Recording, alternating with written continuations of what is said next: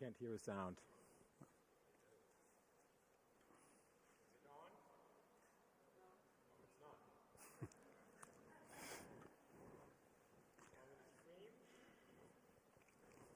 not. Has a nice reverb here. Oh, it's on now. All right, thank you. Good evening, everybody. I didn't expect this kind of setup, to tell you the truth. It's kind of an early Christmas. At least when I think of my kids, I think they're going to be really mad tomorrow that I did not take them with me tonight. But you know, let's not talk about Christmas just yet.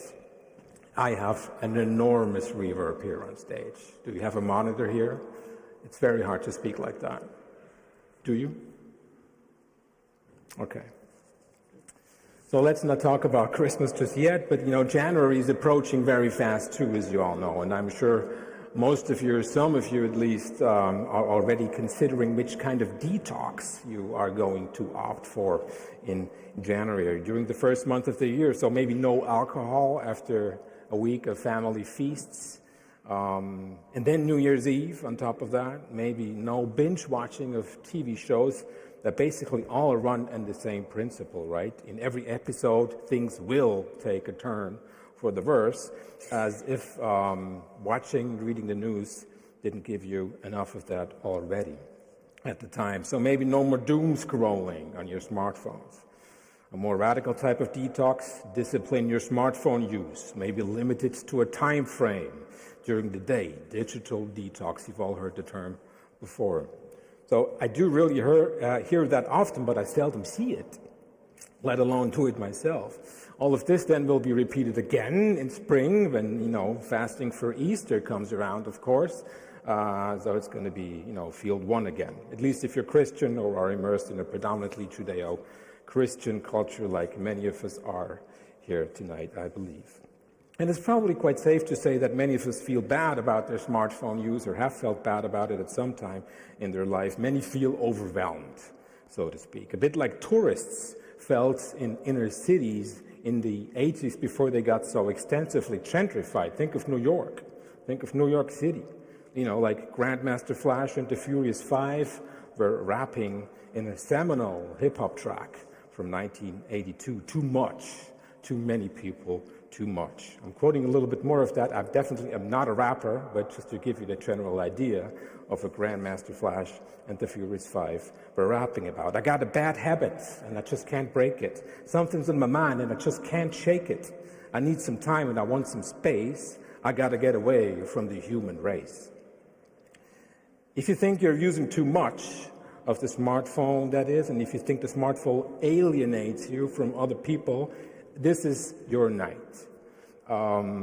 Not because you're going to be, you know, reinforced in that feeling, because our renowned guest will bring at least some relief, actually, to that sentiment, to this remorse. He will be presenting a much more positive view on digital technology than what we are used to in this series, you know, that's been running for 6 years now. How fittingly then, here at Naturkundemuseum, Museum of Natural Sciences or Natural History, we will also learn that smartphones are actually part of being human, may I say, become part of nature or second nature. That will have to be discussed. So a warm welcome at last now to this third and also last session of Making Sense of the Digital Society this year.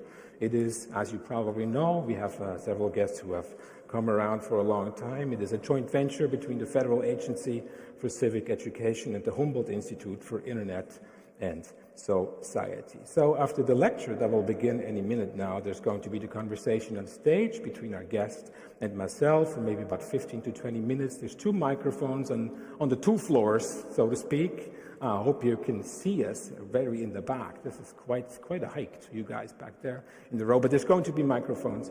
And there's also going to be digital participatory tool, as always, called Slido. So very warm welcome to our viewers on their respective screens at home. This is, of course, being live streamed on the respective websites and also at Alex TV Berlin. So welcome to you at home or wherever you are. And of course, the warmest welcome to our guest from England. Now, he's an anthropologist at University College London, where he founded the Digital Anthropology program. He has studied the relationships we develop to things, cars, clothes, gear of all types, and yes, to smartphones. In the last 20 years, he has pioneered the studies in digital anthropology. And being an anthropologist, he not only listens to what people say about what they are doing, like feeling bad about their smartphone use, but he actually examines what people do, like using it all the time, and surprisingly in innovative ways, as we were going to hear tonight. So this is definitely one crucial difference to the constant, I would like to call it, survey mania we get in the media. So we mostly, most of the time you only hear what people say in a very short time span, answering questions we don't know or don't even care to know about what they were in the first place. Our speaker tonight, a fellow of the British Academy, has been head of many research projects around the globe on how people of various age and cultural background interact with smartphones. He will tell you about that himself in a moment. But let me just briefly hint at the great access to these studies. You can get all the volumes of his research for free in open access formats. If you read the small print he wrote me in an email last week, I was actually able to read the small print. I had to put my other glasses on, but I succeeded eventually and could download some of them. If you would like to read a summary of sorts, of all those studies, you might want to start with the global smartphone, Beyond a Youth Technology, 2021 at UCL Press. He's also published on health topics such as The Comfort of People in 2017, which was based on a study of the social relations and communications of hospice patients in the UK, of people about to die, in other words. Very fresh from the press, so to speak, and yet again, as open access, if you wish, The Good Enough Life, a book that combines philosophical questions about the good life with ethnographical research in a small Irish town whose name I won't dare to mispronounce. I just learned now before this introduction that it's actually very easy to pronounce. It's called Cuan, meaning port, so to speak. That's just a brief glimpse at about 3 books of a total, I think, of 41 books he has edited and or written in the past decades. But hear him in the flesh now in his lecture, The Global Evolution of Smart Technologies. Please welcome Daniel Miller.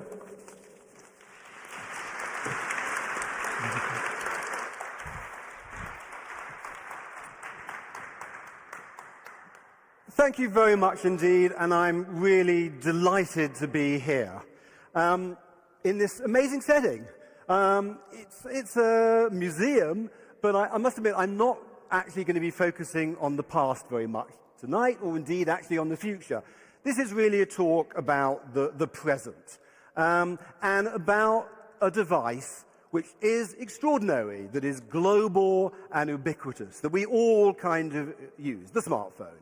And my main question tonight is, who put the smart into the smartphone? Having said that, there is a kind of analogy with evolution, since the global development of the smartphone is kind of a bit like an species adaptation to a local cultural ecology. I think smartphones and Darwin's finches, yeah, they have quite a bit in common. Now, much of what I will provide tonight is a summary of 10 years of anthropological research on the use and consequences of social media and smartphones. Research that shows the extraordinary contribution that has been made by you. That is, the users of these platforms and devices. A contribution that has rarely been properly acknowledged. So mostly, I will be making the case that it is you who have made the smartphone smart. But we are also in Berlin, and I actually couldn't resist the temptation to start and end this talk from a rather different set of observations. Last week I published this book, The Good Enough Life, and much of the volume consists of a debate between anthropology and Western philosophy, much of which comes from Germany. And I want to suggest that one of the reasons that we tend to diminish our own contribution to the smart in the smartphone lies actually in modern philosophy. Now, I imagine it's reasonably conventional to start a consideration of modern philosophy with the work of Immanuel Kant. And although his best work is the critique of pure reason, his critique of practical reason, concerned with moral issues, has also been immensely influential. And I think it's also pretty conventional to suggest that Kant was concerned to ensure that advances in Enlightenment philosophy and incipient science should not overturn the foundations of our moral principles, which suggests a certain conservative agenda, fearful of what these new developments might mean for the core values we associate with being human. Following the time of Kant, the rise of science and technology gathered momentum, and later philosophers seem to have become still more fearful of their consequences. For example, Adorno and Heidegger don't seem to have liked each other very much, but they shared a very similar pessimism and condemnation of technological developments. Reading Adorno and Horkheimer's work, The Dialectic of Enlightenment, today is really quite shocking. It's an extraordinarily elitist work that assumes populations, such as us, have absolutely no capacity to resist the techno-capitalist structures that create mass culture as a kind of bread and circuses. We don't even see our oppression, we're so thoroughly seduced by things like cheap entertainment. Try to imagine, if you will, how Adorno and Horkheimer would have responded to TikTok. Doesn't bear thinking about. It's rather harder to delve into Heidegger's views, because the writing is a little opaque, to be honest. The concept of Dasein seems to have been driven by a desire to find something so sort of foundational that it could remain unsullied by these sort of modern forms of objectification. Heidegger's later essays on technology are easier to read, and his fundamental conservatism becomes still more evident. Also, probably not going to be a fan of TikTok. In other words, much of modern philosophy has a conservative, nostalgic, and often highly elitist tone that seems disdainful of our capacities to deal with developments in technology and science. This matters to the degree that philosophy matters, that it seems to have set the tone for academic work, such as in social science, and more generally establishing a dominant discourse which is inclined to assume that new developments in media and technology will result in some kind of loss of humanity. At the conclusion of this talk, I will return to philosophy in order to think more deeply about what my discussion of the smartphone says about what we understand it means to be a human being. Evidence for the idea that philosophy has established a dominant discourse comes from what would otherwise be a rather astonishing finding from my 10 years of research. The first 5 years comprised a team of anthropologists studying the use and consequences of social media, and was called Why We Post. And as you can see, we were sort of distributed all around the world. And that was also true of the second 5-year project, which was called ASA, the Anthropology of Smartphones and Smart Aging. In almost every region where we worked, we found this extraordinary discrepancy between what people say about smartphones in general and what they actually do with smartphones. So if you ask somebody about smartphones, the response is almost always negative. Yes, as was just suggested, they tell you smartphones are addictive, and perhaps we do need a detox period at Christmas or Easter or some other time, doing without the smartphones. They believe that smartphones are changing our cognitive capacities. We're losing our attention span. They talk about filter bubbles and fake news and other ways they believe smartphones are endangering political debate. It seems that people like us have developed many versions of this fundamental philosophical concern that new technology is resulting in some sort of loss of humanity.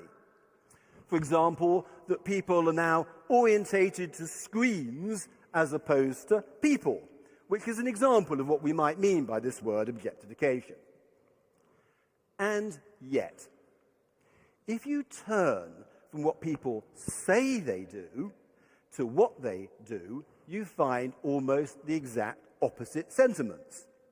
Now, our studies are unusual because they are not primarily based on language. Our main evidence is not what people say in interviews or surveys or focus groups. All the researchers in my teams lived inside communities in different field sites around the world, each for 16 months, where they could concentrate on observation, seeing what people do. When we did interview, we didn't just ask about the smartphone in general, but went through every single app on the smartphone in turn to learn how each was used and why.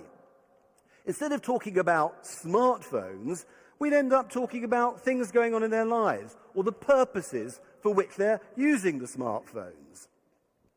Take, for example, health.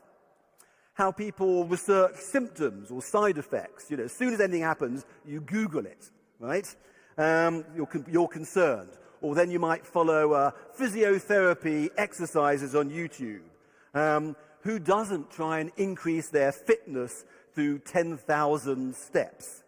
Find it easier now to deal maybe with medical insurance or repeat medical prescriptions, and 20 other ways in which we're going to be using those smartphone apps to be actually quite useful when it comes to health. Or they might describe going on holiday seen through the lens of the smartphone, starting with a TripAdvisor to choose a hotel based on 1,000 reviews, then booking the hotel and the flights on their phone.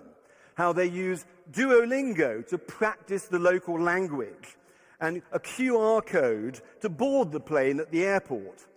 Once they arrive, they use Google Maps to find a museum.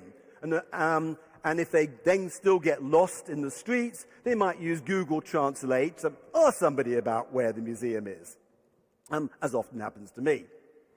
Now, at that point, the idea of a detox from your smartphone, like not using all these apps that clearly make those tasks of life easier and quicker, now that's starting to sound a little strange. So how do we explain why the exact same people are so negative about smartphones in general terms and so positive about what they actually do with smartphones for health, holidays, and 100 other things? Now perhaps you can see why I started with philosophy.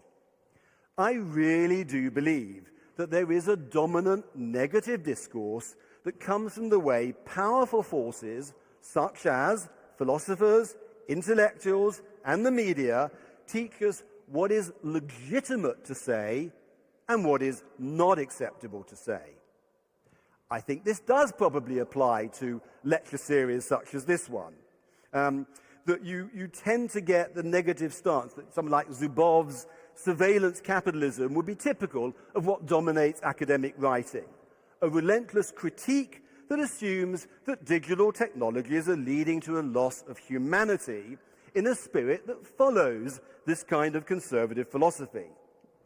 Of course, what is being said here is important, but it tends to be about the forces that bear down upon people. And surely, we also need some balance based on what we can come to know about the people themselves. So as anthropologists, we would call that a discourse. It's not a description generally of what people do, but a form of moral legitimation. People say what they think you should hear, while we try and participate and observe, to be on people's WhatsApp groups, to be with them when they're dealing with health issues and holidays. From these 10 years of study, we've already published 20 volumes, some you can see there. That is nearly 4,000 pages of evidence. We also work globally. These projects included ethnographies based in China, India, Africa, Latin America, and Europe, so that we can compare contexts. Our suspicion of language extends even to the term smartphone. The word suggests that A, it's a phone, and B, that it's smart. Actually, though, young people hardly ever use the thing to make a phone call, and the acronym SMART stands for devices that are able to learn from the way they're being used. And yes, smartphones may try and predict what you're going to do next. But again, this turns out to be quite a minor feature when set in the context of everything else that we're doing with our smartphones. So yes, as in 2021, we published this book called The Global Smartphone. It's a free download available in many languages. The book radically rethinks what a smartphone is. We call it the transportal home. That is, first and foremost, the smartphone is a place within which we now live. Obviously, it's a little different from a bricks and mortar home. But there are many analogies. It's pretty obviously our best address if people want to contact us. We're mostly at home in our transportal home. It's the place where today we might do our research and other kinds of work, the place where we watch, play our entertainment, watch a football match when you're in a queue. It's a place where we organize our lives, the calendars and all the rest of it. It's the place now from where you might go shopping and banking without even leaving this home. It's a transportal home because it's so easy to portal to somebody else's transportal home and spend time chatting to them and sharing activities without having to drive or take a bus. So this was one of many discoveries that we believe transform our understanding of what this thing is. We argue also that the smartphone changes our relationship to the world around us through a property we call perpetual opportunism. This stems from the fact that it's always with us. On the one hand, the camera has become opportunistic. We can use it the very moment our baby first smiles. Or we pass an advertisement for a concert that we think we might want to go and see. Or we see something curious that we might want to put on Instagram. But equally, a perpetual opportunism in that we can share those images instantly with whoever else we think would certainly be interested in seeing our baby's first smile, or the poster for the concert. Another example would be the term beyond anthropomorphism. The smartphone is clearly not anthropomorphic, doesn't have arms, legs, or look much like a person. But actually, it goes well beyond any prior technology in its ability to reflect us, including our individual personality. When I study someone's smartphone, I can tell from this, for example, minimalist approach to its usage, using as few apps as possible, how it can be expressive of a particular kind of masculinity, or how the details of a smartphone reveal one particular individual's sense of themselves as a consummate professional by the way it's been set up to link all sorts of organizational facilities, the calendar, the notes, the websites. In this case, it was expressing somebody who felt that their workplace hadn't recognized how a professional they really were. So they expressed it in their phone that they had, in a sense, created. It needn't be individual. Smartphones are very revealing of relationships. Older couples, where it doesn't matter who has the banking app, because they pick up each other's phones. Or you can see that the grandchild borrowed the phone to play games. How did all that happen? My son is a software engineer, and I don't want to disparage the craft that produced the technology. They provided us with moments of absolute magic. Remember the first time you tried out the original iPhone, or perhaps recently your first attempts to play with ChatGPT. They're marvelous, and we do marvel at them. Yet the real gift from software engineers such as my son has been a form of modesty.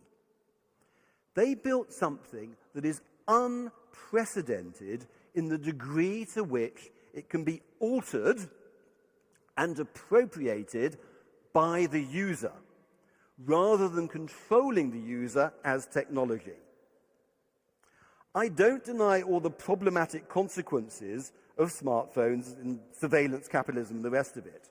But in some ways, I would assert the other side is above. The way we as users and consumers manipulate the tech is generally far more consequential than the way the tech manipulates us as consumers. And that is what our 4,000 pages of evidence suggests. Now, this is where you come into the picture. I don't know anyone who just gets a smartphone and uses it. The day it arrives, most people are busy deleting apps, often the ones the companies wanted us to use. Who here purchased a Samsung Galaxy and actually uses Bixby?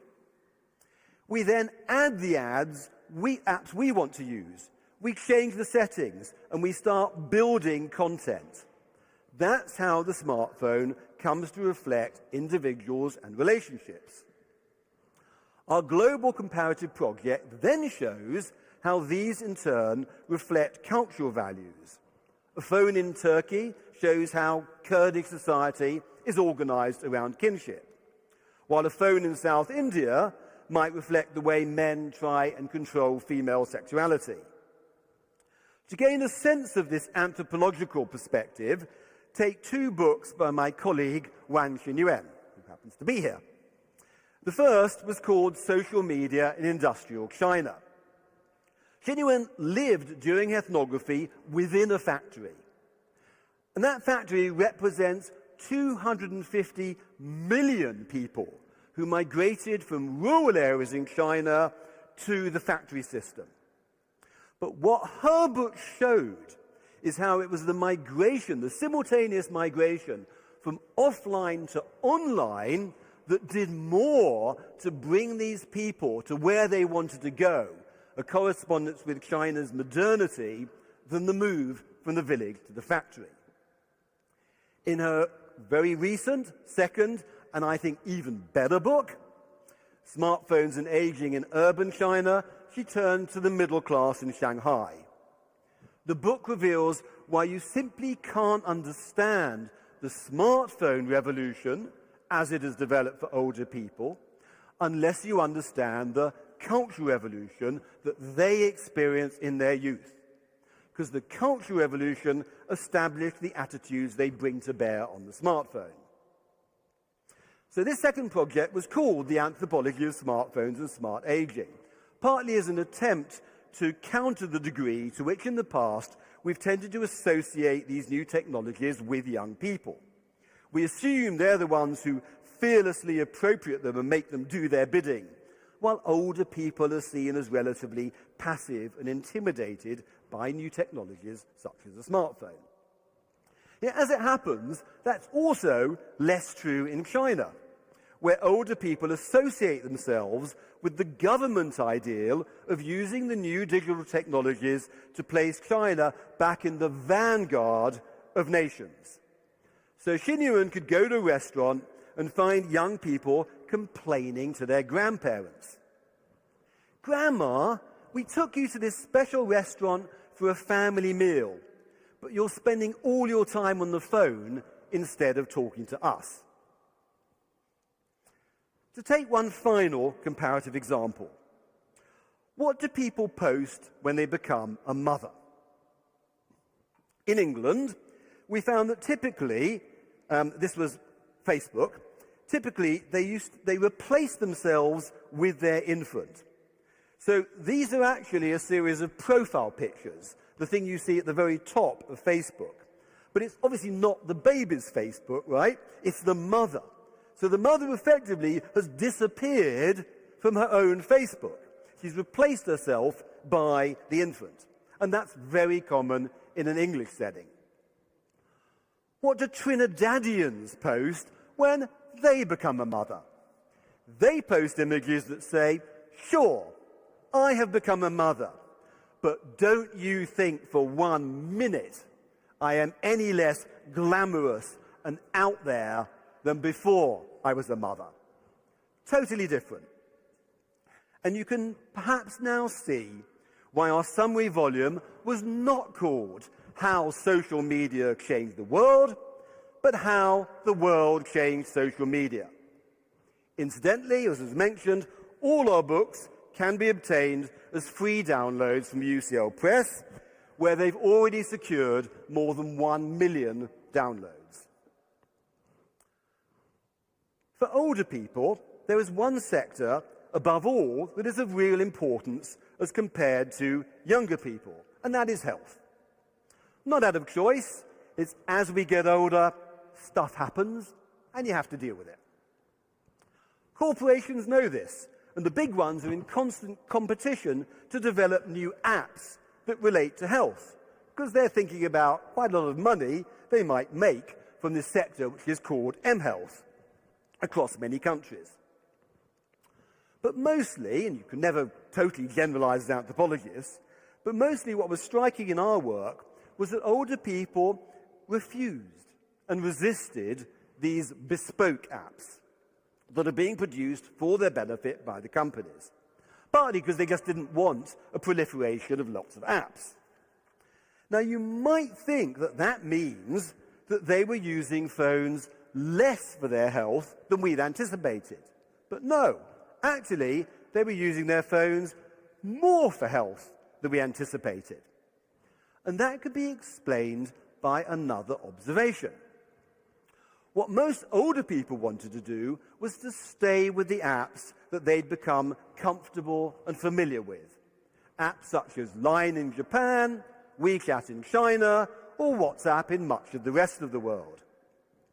Looked at more closely, we found that older people had actually been very creative and ingenious in finding ways to turn the apps that were not originally designed for health purposes into health apps. One of the most important health apps today is WhatsApp. In fact, on our website, we've published a 140-page manual on how people in Brazil use WhatsApp for health. But none of this reflected our ideas. It was based on what the ethnographer Marilia Duke observed people doing with WhatsApp as a means of getting and providing health information, visualizing nutrition, linking to health authorities and insurance companies, and so forth. And that was equally true for medics and for the patients. In a similar study, Alfonso Otegui worked with a chemotherapy clinic in Santiago, Chile. Now, while most people would focus on either the doctors or the patients, he could see that the key to the clinic, which were the often overlooked group, which he calls the navigator nurses, who connect the doctors with the patients. And they were the ones who quickly saw the potential of WhatsApp to make their work easier and more efficient. Again, we think of older people as the most passive recipients of new digital technologies. When it comes to something that really matters to them, such as health, they're often the ones who actually make this transformation. In Ireland, where I was working, older people had difficulty using their health insurance app, but they would photograph the invoice, they would use social media to share it, they would find workarounds to basically achieve the same object. So all of this led us to develop, using a phrase we took from the anthropologist Katrin Peep, the idea of smart from below. That actually the people who make the smartphone smart, in terms of its capacity to actually be deployed in 100 different ways during the day, is us. Now, I've already acknowledged that this depended upon those software engineers who created a device that is open to such extensive change and redeployment. Also, there is clearly a digital divide. There are people who can't afford phones, and there are many, many older people who do not have the confidence or the knowledge to use smartphones in this creative way.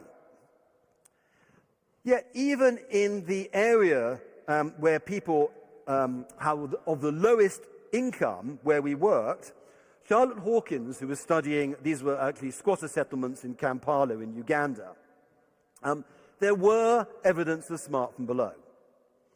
In that instance, the key to mobile phone use is mobile money, as these people have limited access to banks. At this level of poverty, any kind of illness is a financial disaster. You don't have the money to see a doctor. You don't have the money to pay for the medicines. So mobile money has become the way younger people in Kampala send money to their older relatives in the villages when they become ill. To conclude that part then, smart from below is the way we assert this claim that it is you who put the smart into smartphones. Now, I started with a discussion of a conservative tradition within philosophy, but there's a lot of philosophers around there. And I want to end with a very different example, also, however, from Germany.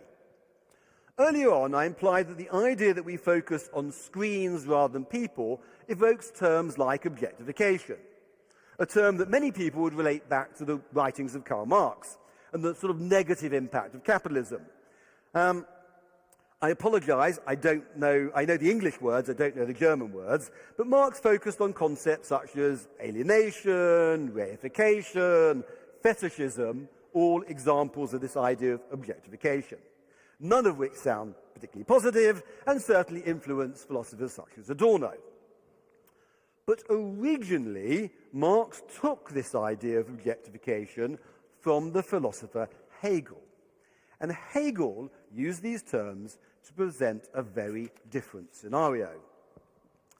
Hegel saw objectification as a process that allows us to become who we are.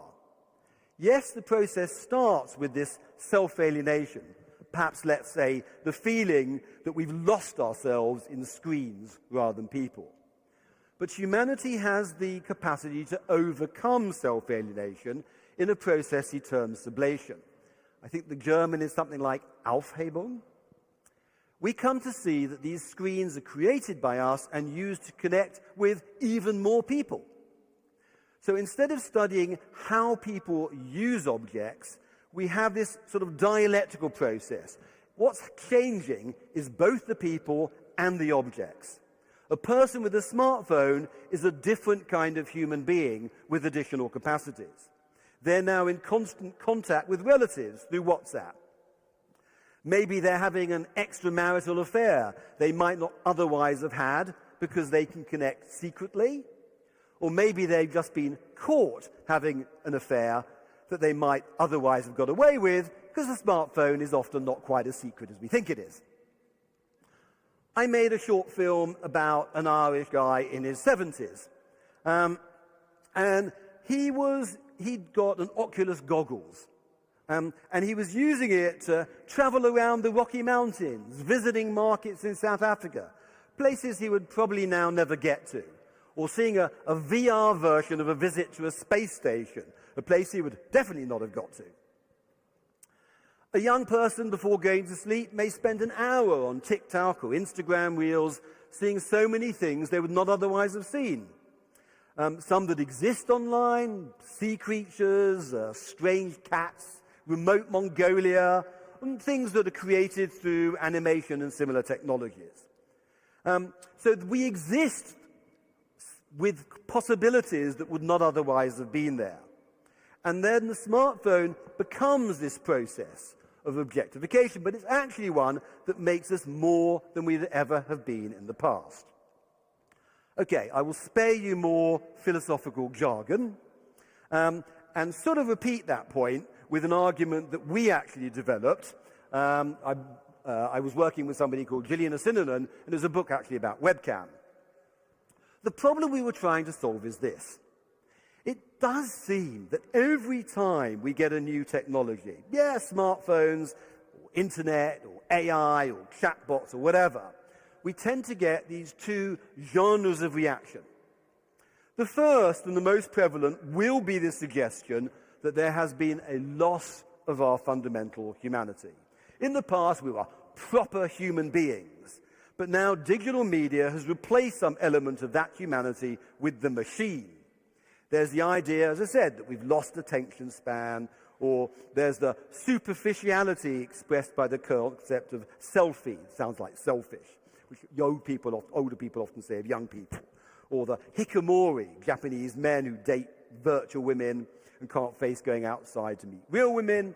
Or there's, like the academic Sherry Turkle suggests somehow that watching television, which actually is a lot more passive, I would say, is somehow still more human than this internet.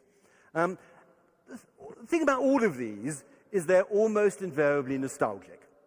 The other, more muted, but almost always inevitable response is to suggest the opposite. Oh, there's a new technology, so now we are more than human. We are transhuman. We are post-human, or something else beyond human because of our person-machine combination. Now, if we're getting these two dual responses every time we get a new digital technology, it's getting repetitive, if not a bit boring. So in our book, we suggest that maybe the problem comes back to the word human. What does it mean? Because it seems to us that we do have this rather conservative definition of the human. A human being is whatever people have been up to now. But things have always changed. A human being could have been defined as a species that can't fly. Then we invented airplanes. We're now a species that can fly. In our book, we proposed an alternative, what we call this theory of attainment, because we suggest that new inventions will continue indefinitely into the future. And with each new invention, we will attain capacities that we don't currently have. A better definition, then, of what it is to be human would be not just all the things we have been in the past, but perhaps all the things that we will be in the future. But we're still human. That's a rather simple language, but I think it by and large accords with at least my understanding or misunderstanding of what Hegel understood by objectification. That is, first we see things as alien and opposed to us, and then we come to realize that they are our development, as was the case in the development of law, or religion, or art, or indeed of philosophy, because Hegel certainly saw himself as a step change in humanity. Now, listening to all of this, you may have got the impression that I have a rather positive view of new digital technologies. And yes, I think it's absolutely fair to say that I am trying to create a balance with what seems to be relentless critique. But in a way, it's not really the main point I'm trying to make here through this consideration of what it is to be human. My primary point is not to adjudicate whether smartphones are good or bad, but rather try and use evidence, scholarship, to say actually what they are and what they do. Mostly, I've been putting the focus on how people put the smart into the smartphone, citing Hegel, etc. But my arguments in this talk, then, if they're human, would be just as compatible with seeing the smartphone as having the capacity to accentuate every negative thing that a human being is or can be. If people gamble, they can now gamble more effectively thanks to the smartphone. If people are involved in wars, then right now in Russia and Ukraine, we can see how war is rapidly developing into kind of drone-based battlegrounds, often operated through smartphones. The Chinese state has always been impressively authoritarian. Think of the feudal period or the Cultural Revolution. Today, the Chinese is a surveillance state beyond any other, often using these technologies. So it has to be said, I'm not sure it's quite reached the level that you had in the Cultural Revolution, which was way before the smartphone. So what I'm arguing is that, yes, there is a lot that's positive, but one of the main reasons people tend to see my interpretation of digital technologies only as positive is that we tend to have this rather nostalgic idealization of an often invented past that we now regard as having been lost thanks to new digital technologies. So I'm an anthropologist. And what I've done this evening, I think, is characteristic of anthropology as a discipline. Unlike other disciplines, we're rather less involved in activities like testing hypotheses. I guess we're more like sort of academic extremists. At one extreme, we're devoted to the tiniest detail of everyday activity, spending month after month in just one community, looking at every single app. My new book, The Good Enough Life, discusses in detail how people keep pet dogs, how they choose their holidays, how they play bridge or sports, what it's like to be a grandparent, all very parochial. It's all about one little town in Ireland, which we then might compare with the same level of detail in one small place in Kampala or Milan. Yet we use these details and the subsequent comparisons to try and discuss the other extreme, the most general ideas about what it is to be a human being. In this case, through a direct discussion with Western philosophy. But this extremism is what allows us to develop an answer to this question of who put the smart into the smartphone. Because we don't ever see or study something called smartphones in abstraction. It's always some particular smartphone as used by an individual or within a family to do something. Play games, find a partner, buy stuff, drive somewhere, look something up. We just can't help seeing who put the smart into the smartphone, because when we look through the screens of the smartphone, we will always, in the end, be looking at you. Thank you.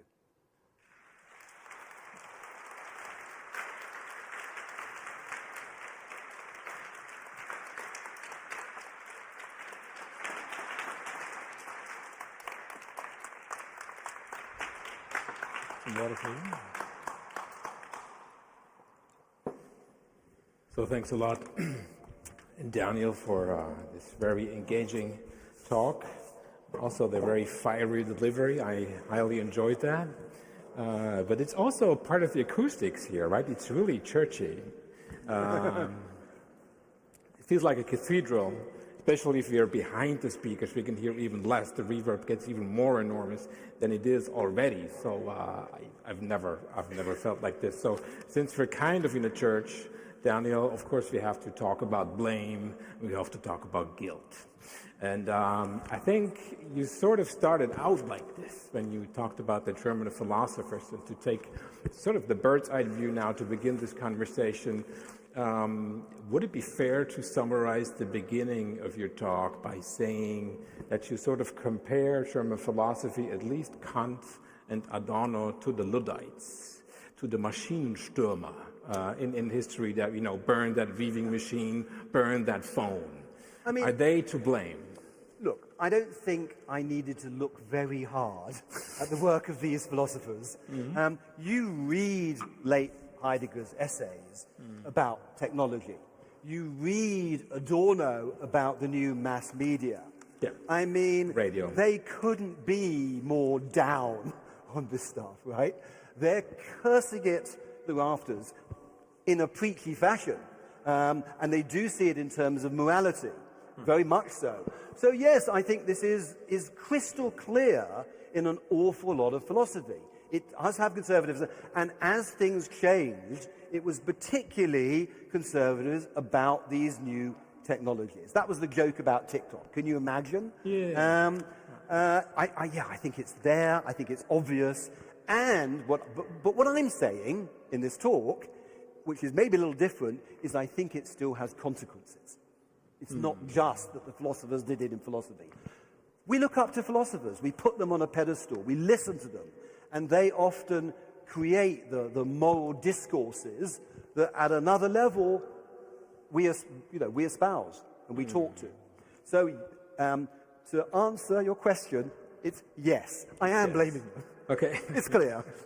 I think you might overestimate Adorno's influence by now a little bit, I think this might have, been true for a long time in post-war Germany, especially when it came to pop culture, which is actually my field where I come from. And yes, I don't know, did a lot of damage there, but you also have to see where he came from. I mean, he saw what cinema could do as part of being a German war machine and then being part of a different war machine. He had very good things to say about radio at some point, which was not the newest technology at the time, but... You also blamed it for the rise of fascism. But anyway. Well, blaming and not blaming, maybe that's the second point. I thought there was a very interesting addendum in the global smartphone, right at the beginning when you summarize the different chapters. You point to the fact that, I quote now, we acknowledge that we lack evidence about significant externalities such as environmental consequences, exploited labor, and the study of relevant corporations. And if you allow me to add, within this series, I would say also what happened to the public sphere, because that is, of course, our main subject. There has been a recurring subject in this series. So could not both be true? Oh, absolutely. Digital technologies can be really detrimental to all those things that you sort of rule out from your research? Okay. And also be very useful, as you talk. Look at the word externalities here. Yeah. Why am I using that term? Yeah. I'm using that term because the work that we did loads, but it can't do everything, right? And there is significant and important literatures. There's, for example, a very good literature, actually by anthropologists, on things like digital labor that we don't see, call centers in India, exploitation in Africa, etc. There's literature about the environmental consequences. There's literature about surveillance. These literatures are out there. So you have to put your own work into context. So what I'm basically saying here is that I am not denying those literatures and I'm not diminishing those literatures. But wait a minute, don't you also have to study the consequences on ordinary people as you see it in everyday life? And that is not there in that literature. So there has to be, I use the word balance. And I admit that we looked at this whole scenario and said, what's missing? What actually isn't in that debate, in that discussion? And our job, because we can do it in a way nobody else can, is to provide that evidence, that scholarship. Because to really understand everyday use, you've got to have the patience, you've got to be there, you've got to be with people. So what I'm basically saying is that we are not studying everything about digital technologies. We are complementing other people's studies, and those studies, for various reasons, would tend to have a more negative aspect. Yeah. Okay? Because, as I said in the talk, they tend to be the things that bear down on us, whereas I'm looking at what we do creatively with, and the two meet. Let's talk about the creative part, working with the smartphones, so to speak, and you use the terms of, redeployment, redefining the use of a certain app and so forth. And can you tell us a little bit more in detail how that actually happens? But with one problem we actually do have with apps nowadays, and the European Union is trying to work against that, is the problem of non-existing interoperability, right? That it's very hard to go from one app to another app, to change your data, to migrate your data, things like that. And you said, well, what we saw, especially with old people, with health apps, when they use like WhatsApp as a health app, is they sort of redefine their use. How exactly do they redefine the use of the app? Yeah, I mean, I think the point I'm making is that so much of the usage that we observe is not usage that seems to be envisaged by the people who created the app. So that's redeployment. So they would rather we use the apps that are specially made for that particular health purpose. They're designed for that. So I gave an example, because you want a concrete example. So one of the team was studying issues about nutritionists working with diet. And the point was that the nutritionist wanted a visual diary, because if you can see what the person has eaten all day long, it's better than just having a description. And an app had been created so that you could create a visual diary for nutritionists, and people would not use it. So what the people did do is they found all sorts of aspects of WhatsApp actually combined with photography that allowed them to do pretty much the exact same thing, but with WhatsApp because they just wanted to use WhatsApp, not the other, right?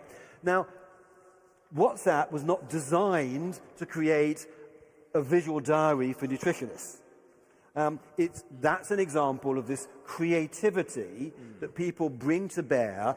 They find their way that they are comfortable with the apps they are comfortable with, to do the self-same thing. That's the point I'm making, and that we observed all over the shop. It's a genius name, isn't it, too? WhatsApp.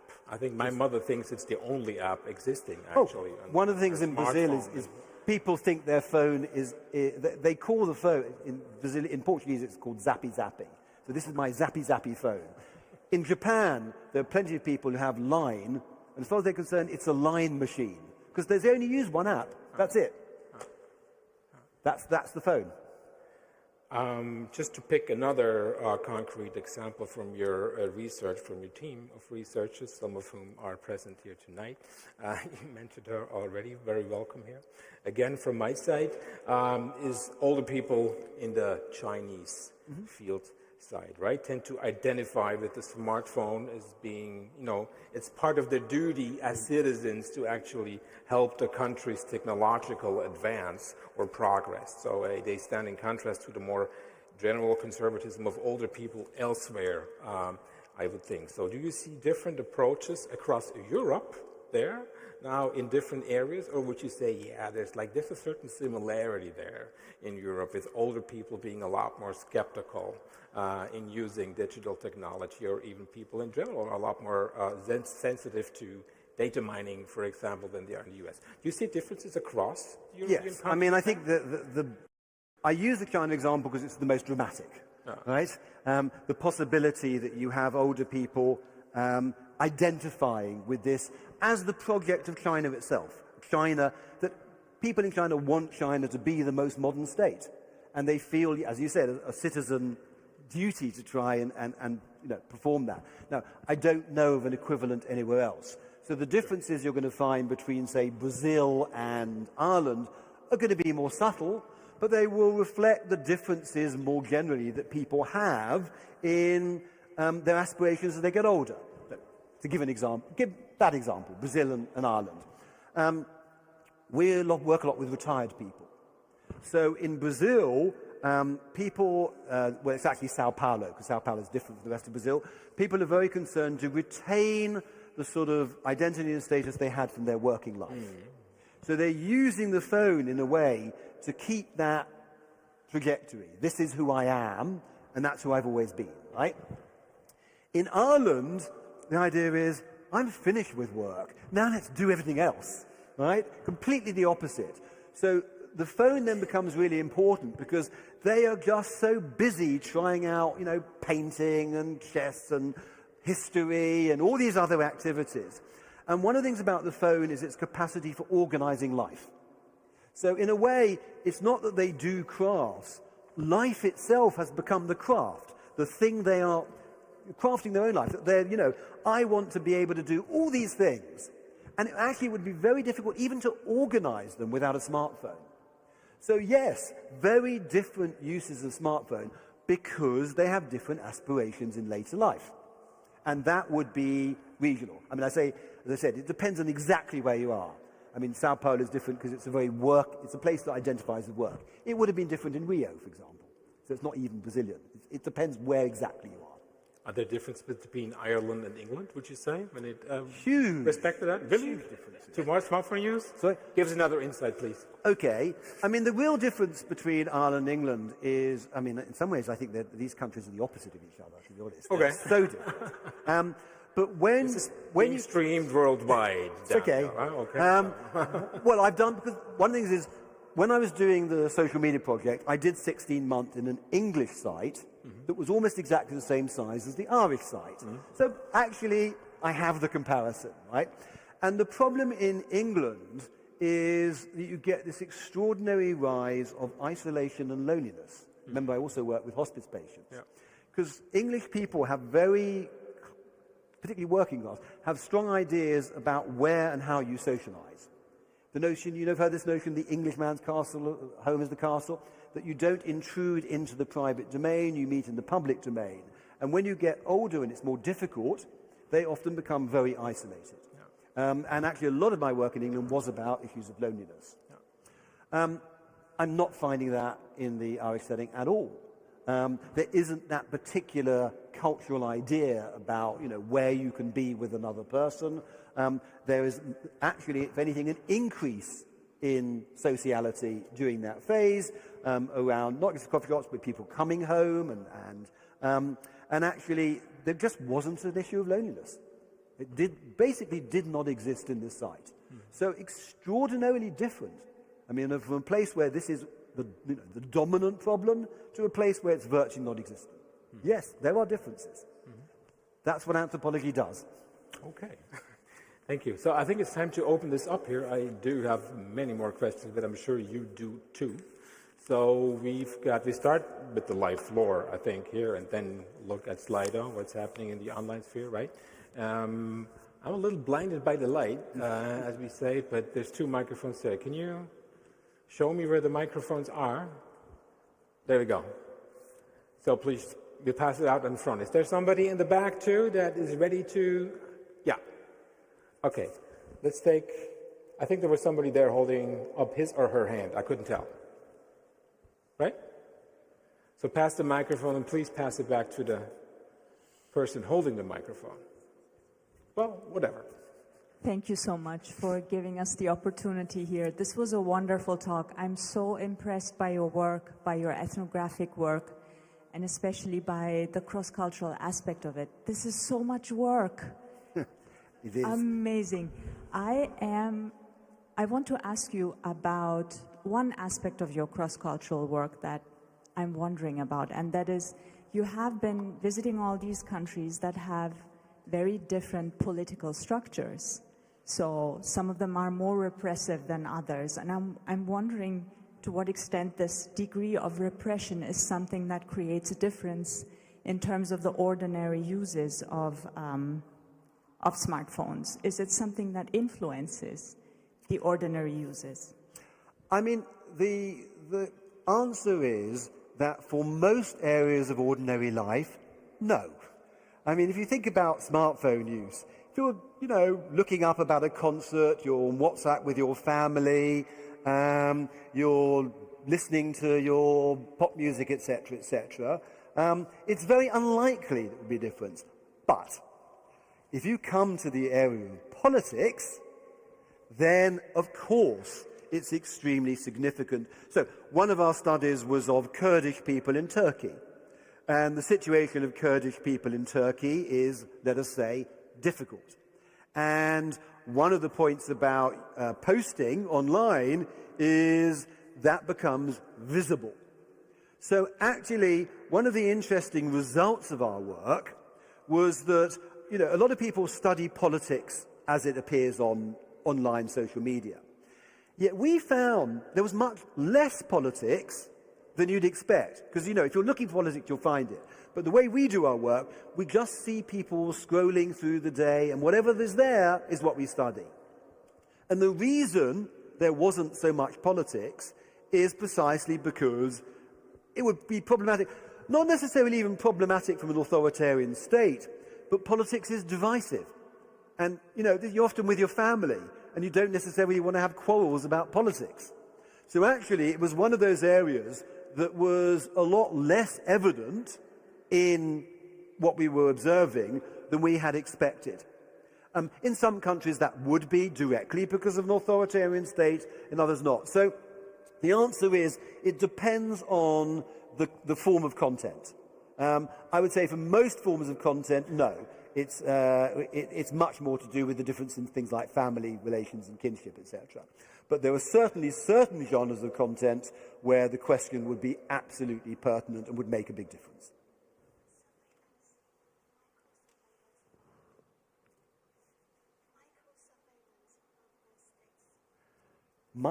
Genuine, you come and answer, because I couldn't hear you. Do you want to make a comment? Because it will. I mean, I think you're talking about surveillance. I mean, I think that this has been a debate from very early on, and I think the most important early intervention was, you probably remember, when the Arab Spring developed, and everybody was saying, oh, you know, we have these phones and they can be used as a vehicle for liberation. We can mobilize on the street. We can have demonstrations. We can overthrow governments. And then within a year, you have people like Morozov writing a book and saying, well, actually, this is how the Iranian government recognized where the dissidents were. This is a wonderful tool for state oppression because suddenly it's become visible. And you can act, I mean, and the point about China really is that you are being monitored all the time. When you just, almost every space you go into, people, you know, you have to check out your passport and other kinds of identity, etc., etc. So it has that capacity, and that capacity is increasing over time. Daniel, now you do sound like a speaker of our series. As I said, it is there. Didn't take that long. No, I'm not denying its presence. I'm just balancing it out. I know. Okay, is there somebody in the back half, let's put it like that, because I can't really see that far. So if you want to say something in the back, you have to raise your hand. Nope. So there's somebody up here, please. So pass the microphone here. You know what? I forgot to say, could you please stand up? Because it's a lot easier to see for the sound technicians and for everybody else. That would be very nice. Thanks. Danny, thank you very much for the presentation. So my question is, there is an American author who is called Cal Newport. And Newport is associate professor in computer science in Georgetown University. So he wrote his book, and he talks about, the name of the book is called Digital Minimalism. So he argues that, well, based on his knowledge, the apps like TikTok and social media, TikTok or the other similar apps, they're designed for people to be addicted to that. My question is, so whether, based on this research, and we can arrive at arguments that even the least meaningful use or purposeless use of the ordinary people is actually still have some meaning behind it, like posting images and so on, to have agency behind it. Thank you. Look, pretty much everything that commerce designs is designed to try and, maybe not exactly addicted, but to create demand and desire, and hopefully continuous. Television would want you to be watching it several hours a day, wouldn't it? So there is a sense in which, in a way, that is obviously true, because otherwise they wouldn't make any money out of it or they wouldn't have any kind of influence. The question is, are these things particularly different?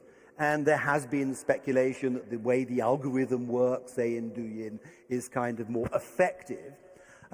But actually, there's two reasons why I'm not really persuaded by this. The first is that the reason I think people actually continue to, why do I look at Instagram Reels for 40 minutes? I don't think it's because there is some kind of abstract thing out there making me addictive. It's because I actually quite like what the cats are doing. And actually, I quite like these amazing underwater scenes, and I quite like these kind of different kind. I love the content. I really enjoy it, and I think this is great that I can spend 40 minutes watching amazing things I wouldn't otherwise see. I mean, if that's addiction, bring it on, because actually, I think my life is enhanced by the content. And most people I know are using these things for content. Okay? If they didn't have the content that attracted them, they wouldn't.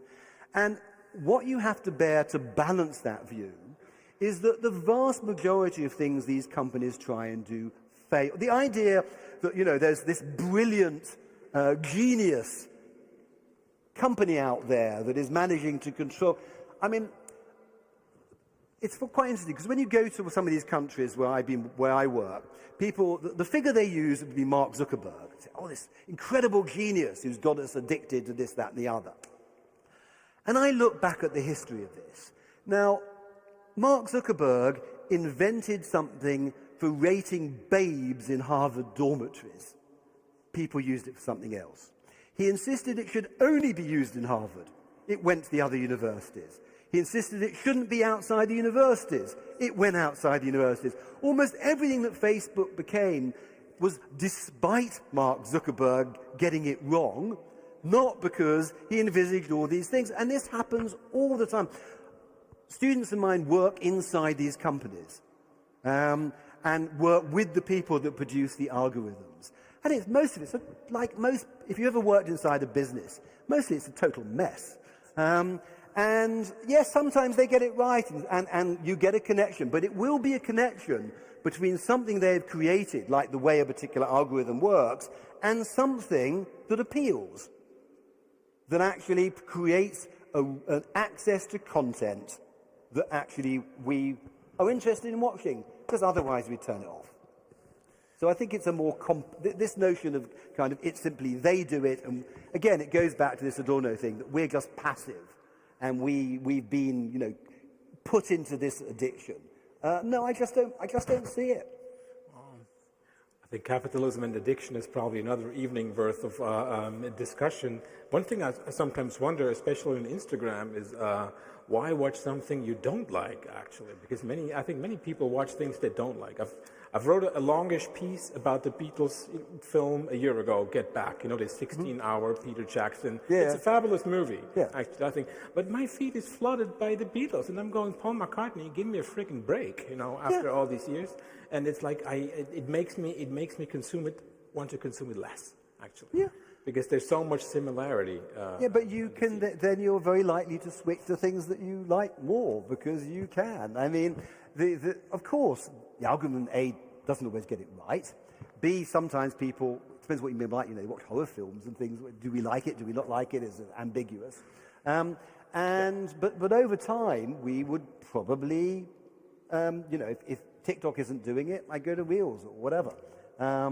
So this idea that we have become forced to watch a whole lot of stuff we don't like. You really watch a lot of? I don't watch much stuff I don't like. I got to turn over to the next channel. I think I do. I think my kids do too, but that's another question. We got something from Slido on the digital sphere.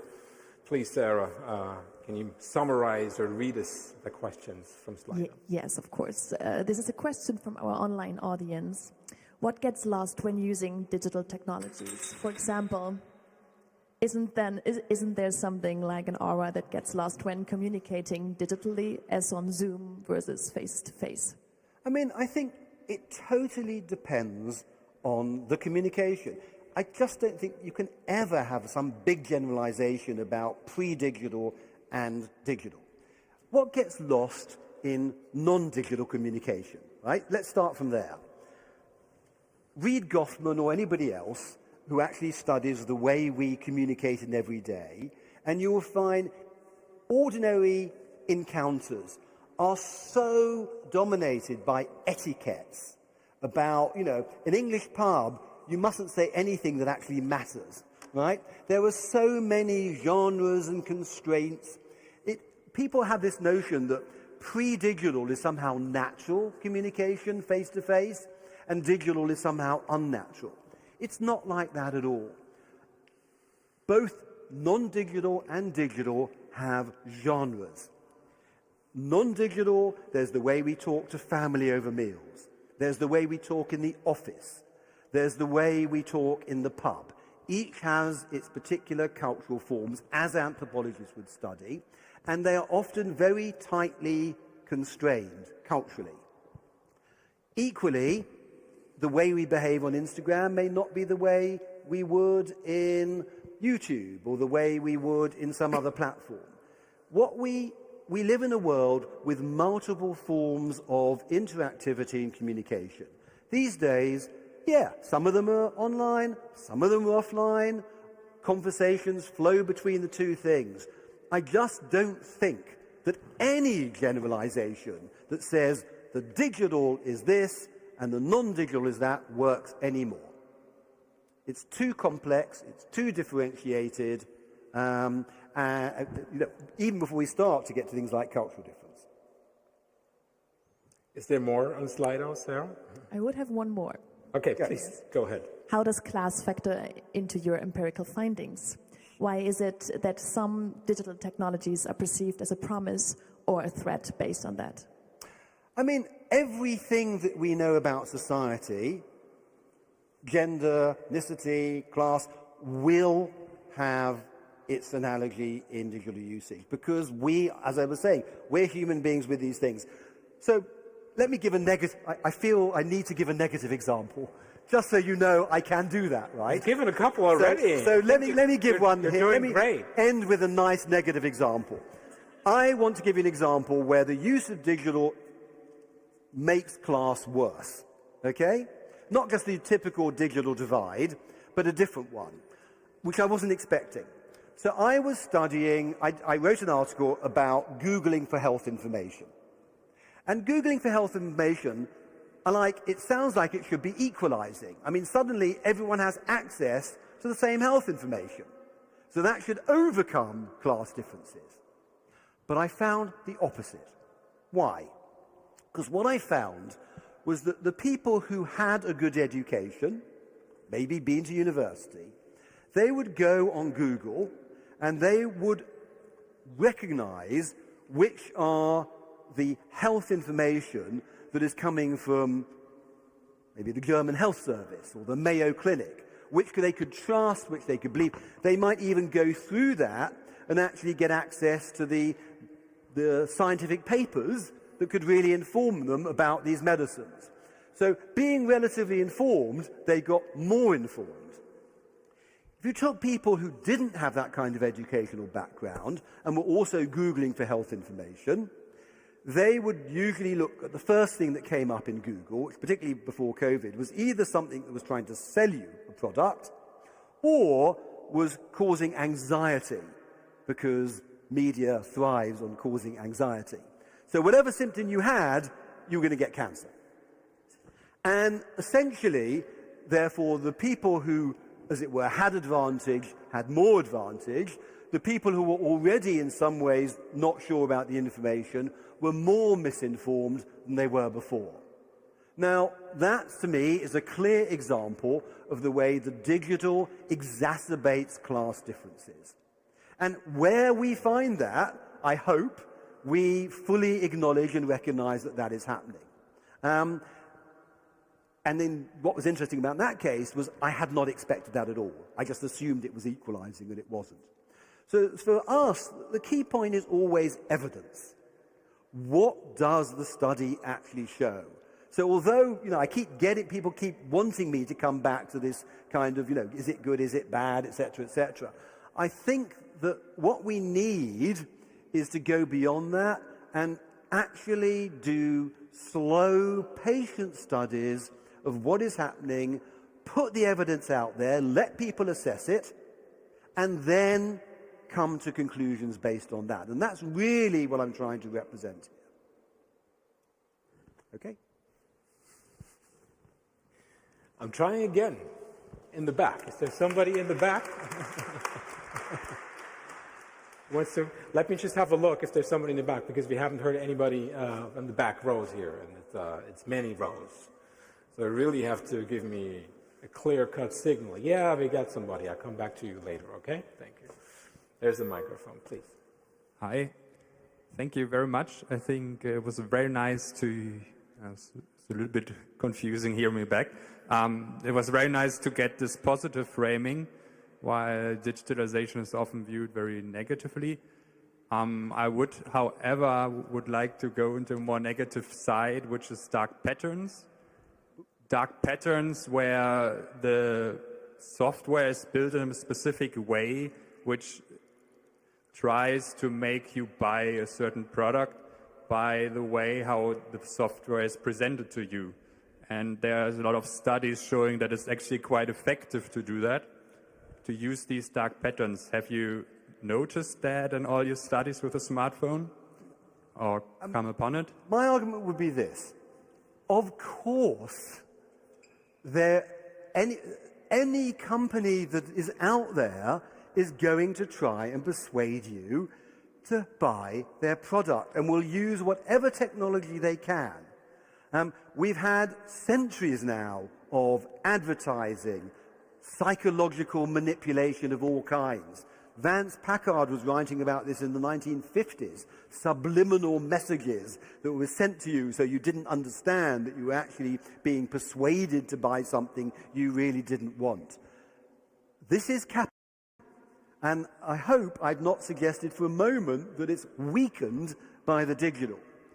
On the contrary, it will use whatever new digital technology it can get hold of, whatever it may be. I do not know anything about dark patterns, but whatever it's plausible, I'm sure you're right, it will use whatever it can to try and enhance profitability by selling a product. But it's not that that suddenly happened with the digital. The digital is a transformation in the means by which this is done. But companies were not less vociferous or manipulative before the digital. They are what they've always been. And there's a range, and I don't want to over-exaggerate the generalizations about capitalism. There's all kinds of I've also done books about business and about capitalism. It's a very complex phenomena. There are plenty of companies out there that want to do good things, sell you things because they think they're really going to be beneficial to your welfare. We overgeneralize all the time about these things. But as I said at the end of my talk, whatever is going on is likely to be exacerbated and transformed by the use of digital technologies. So, when we're looking at bullying in the school playground, I see the ways it actually enhances bullying and also decreases it because people can see what's going on. And that will be true of selling us. So things are being commoditized and things are being decommodified as we see the digital. And we see many examples of that around us. It's never one or the other. But the things that are being done through the digital are being done in new ways. But why forget history? Why have this notion that somehow none of this, there was no advertising before the digital? There was. Thank you. I think, Daniel, they dimmed the lights for us. I think we're ready to take our hands from our heads. We'll look a lot better on video. And nobody's going to delete it anyway. So, okay, we got somebody in the third row. I'd like to comment on something before we wrap this up. Thank you. Please. Thank you for the talk. My question is, do you think your views or, let's say, appreciation of technology or the smartphones would be different if you studied youth or children, not to go even to infants who, we know how they use it, because there's quite a difference of the elders who... Oh, absolutely. Any population that you study will have its specifics. And any population, we could have these discussions, the positives and the negatives. But, okay, let's take the example, if you like, of children. I think, from previous work I've been doing, that children actually are more susceptible, for example, to advertising than older people. And actually, there are more possibilities of manipulating them through advertising. I'm saying there always was, but that can be enhanced by the digital, and I certainly see that. On the other hand, there's people like Dana Boyd and a number of other people have written about what's happened in terms of the way young people use digital technologies. And to tell the little story, what they argue is that, certainly in a place like the UK, over the last few decades, statistically, it's safer than it ever was to be a child. The chances of something happening to you when you, let's say, if you were to walk to school, is actually decreased. Good evidence for that. But the assumption of parents is exactly the opposite of that. Whereas in the 1950s and 60s, children walked to school, now a parent would be seen as neglectful if they let their child walk on their own to school. So parents have been much more controlling over the kids' activities. Now that means they used to go out and play with each other out in the street. And now they can't. What they do is sit at home and play Minecraft through the phone with their friends. In other words, the kids are using it to bring back social activity with other kids that their parents have suppressed. And their parents then blame them for being too much on the screens. But it's the parents who stop them playing with the other kids, right? So if you put it in that context, yes, you can see examples where it causes issues, problems, manipulation, etc. And I've studied school bullying, for example. And I've looked at things, I'm trying to understand the relationship, things like anorexia, bulimia, cutting, and the things that happen, the nasty things that happen in school, and how that relates to things like smartphones, etc. But that's always going to be the case with the younger people as with older people.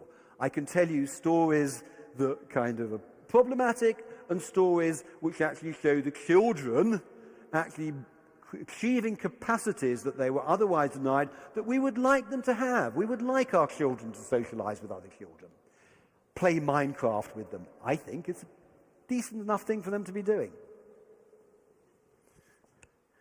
I really like that moving around thing here, Daniel, because as we are reminded soon enough, we won't be able to do that anymore by those other two guys there, the other two dinosaurs. So let's move around a little bit for the last question.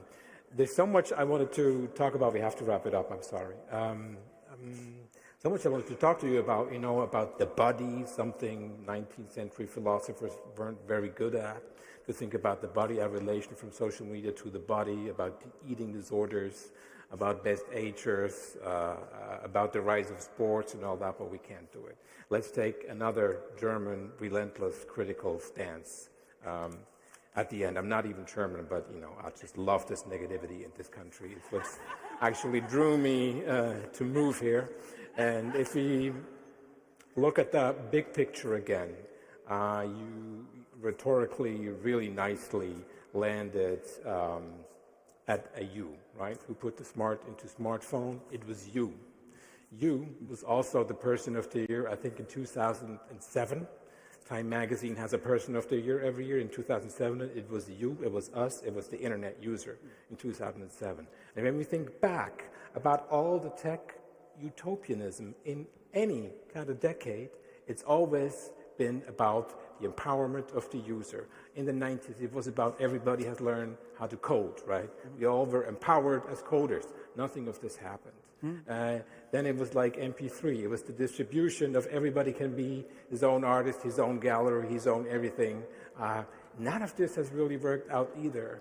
Then, of course, it was crypto and it was NFTs. None of this has worked out for the majority of people either. But all those sort of let's say, I wouldn't even call them ideologies, but maybe even wishes or utopias for the future have led to is rising inequality. Each of that utopia of the last 30 years has led to more inequality in the internet and not equality. So that's why I have this slight red alert in my head going off when I'm addressed as the center of technological development, because I have been addressed as the center of this revolution for the last 30 years, and it's never been true. Okay, there's quite a few things there for a last question. Inequality has absolutely risen, but to be honest, I would take my explanation of that from somebody like Piketty and from changes in the political economy, and from the way we understand things like asset inflation, etc., and the way government, the problems about government. So there are many reasons for understanding how inequality has increased over the last several decades. You can read books like The Spirit Level. Piketty, I think, is as good as any. Sure. Not really about the digital. It's about the political economy. So it is those. That's where you go to understand something like things like housing and welfare and taxation systems, etc., etc. That's what inequality is really about and what it comes from. Within that, to take what you were talking about the hype, I think what I hope I've tried to convey today is that these imaginaries about what's going to happen, positive and negative, rarely come to be. Both sides, right? The end of the end of humanity, or, as I said, the idea that we are becoming more than human. As I said, we keep coming up with those again and again. And at the level of hype, no, most of that is never realized, whether we think it's going to create more inequality or more equality or whatever. what we need to do is just, what I've tried to say there is get away from these vast, overgeneralized, useless discourses. The digital is this and the digital is that, and it's good and it's bad. These teach us nothing. It's a huge field. It's changing almost every aspect of ordinary, everyday life. And what I'm trying to say is, tell me, are you talking about farmers in India? Are you talking about factory workers in China? Are you talking about Brazilian civil servants? Then, are you talking about their family life? Are you talking about how they relate to work? Are you talking about sports? What we need is sober, patient assessment of all these complex and contextual instances, because that is the actual world. So I'm just not interested in the discourses, whatever they said. I want to know about the lives of people, how they experience this, the contradictions that they themselves face day by day in every little element of their lives, and bring that as knowledge so that we actually have material we can use to discuss these kinds of issues. And that really was the intent today. Sure. Come down and be with people. And let's not worry so much about grand discourses. Because you're right, they never told us much. And they probably never will. Nevertheless, I think it's very surprising that in the end of this very engaging talk of this evening I highly enjoyed, I discovered a little bit of the advocate of German dialectics in the end. Something I didn't really expect at the beginning. Please, ladies and gentlemen, Daniel Miller, thank you for coming out.